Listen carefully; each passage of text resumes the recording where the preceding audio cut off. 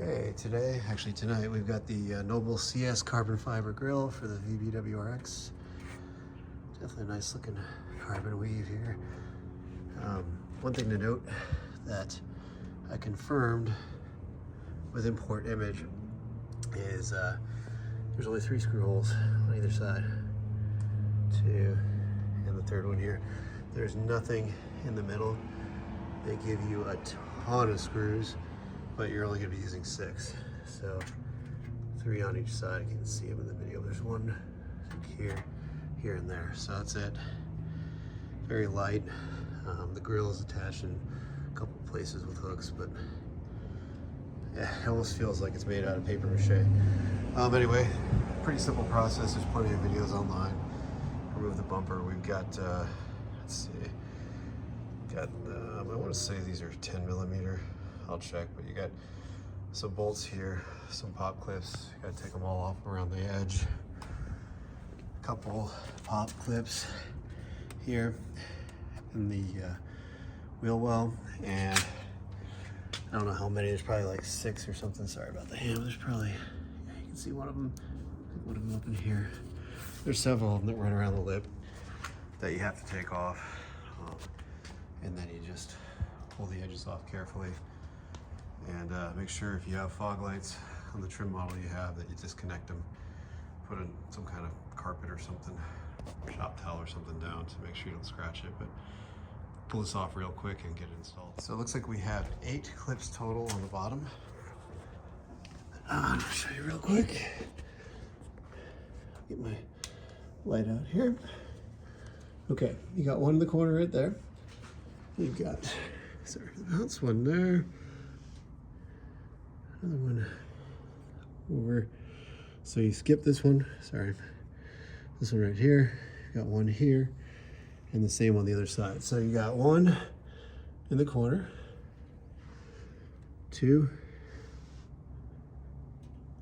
3, and I missed one, 4 right there. And then the opposite on the other side. So this one right here, you don't have to remove because it comes with the bumper. You can feel it up under. Your handle there is connected to the bumper. And then this guy, you don't have to remove either. See, it doesn't hold it in. So you can take them off, but they're not gonna do you any good. And then you need to pull the 2 out of the wheel well right here. See if I can get the light in the camera. There's 1, 2, these little guys right here. Yep. You got all these pop clips, 4 on each side. So that's it for the bottom and the sides. So now we're gonna go ahead and remove these guys again. I'm pretty sure that's a 10 millimeter. All the clips, you just have to do this edge and then pop it. Okay, so it is, I believe, 1, 2, 3, 4 10 mils, 1 little pop clip, 3 larger ones and another little one. And then this little trim panel comes off, and now you have access. So I think we're gonna go ahead, work the side first, and then lift it up and take it off. We'll see how that goes. It's a little frightening, but just reach in here, pull, get the first one out, and then I work my fingertips in at each stop just so I wasn't pulling on a long lever arm and bending it. So not too bad. This is the first time it's come off. A little stiff, but just gotta go for it. So now we're gonna, I think that's it. We're gonna pick it up, lift it off, and disconnect the fog lights. All right, we got it off. There's more clips right in here under the headlights. So you just gotta pop those off and bring her on down. Make sure you disconnect your fog light harnesses if you have them. They are a little tight. So I think the next thing we gotta do is for this particular grill, I think we gotta pull this rubber guy off, and then we'll go ahead and work out the factory grill. Pretty sure it's just popping just popping these little guys in, removing these 6 screws, and that's it. Okay, so we got it in, got our 3 screws on each side. Don't put a lot of torque on these. They're just kind of self-tapping into 1 layer of carbon, so just get them snugged up, and I I jiggled it around a little. I'll give it one more last tight after this and pop this little plastic guy off. I think we can pull it out from under these blue tabs here, because it'll look pretty ugly under there without it, or with it, and put the bumper back on. So just a reminder, hand tools only on these screws. I picked it up a couple times, pushed on it a few times to make sure they're tight, but hand tools only. And I wouldn't even grab the tool. I'd use your fingertips just so you don't strip them out. Oh, we got that plastic dealy bobber out. Hopefully it won't mess with the ducting into the AC condenser in the radiator, but I think the shape of this will help mitigate it. But this is the guy we pulled out.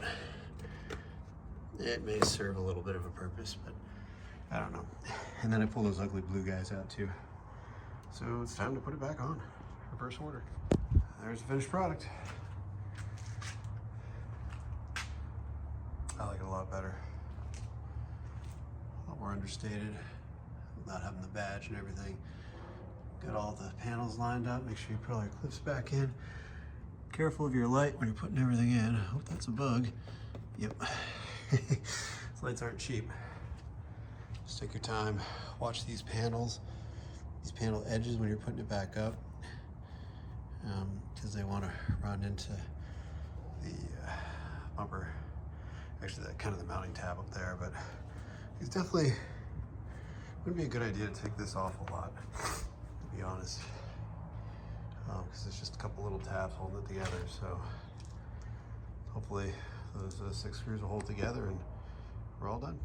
From a fit perspective, the only thing I've noticed on here is, apologize, it's a little dark, but because there's no other screws, you may be able to hear it. There's a little bit of movement right there.